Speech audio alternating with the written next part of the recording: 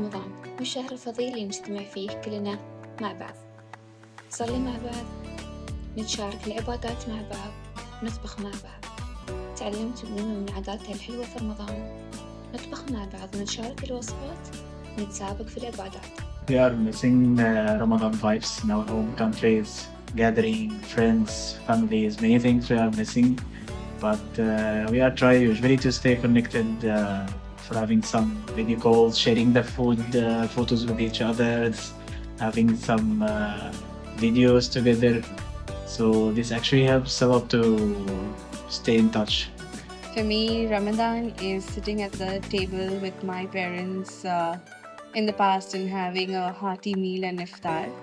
I mean, now since I'm a mom myself, I'll be the one preparing iftar for my son. So yes, I definitely want him to feel that warmth, the happiness and love as well. رمضان كريم. رمضان كريم. Ramadan Kareem to everyone. Ramadan Kareem!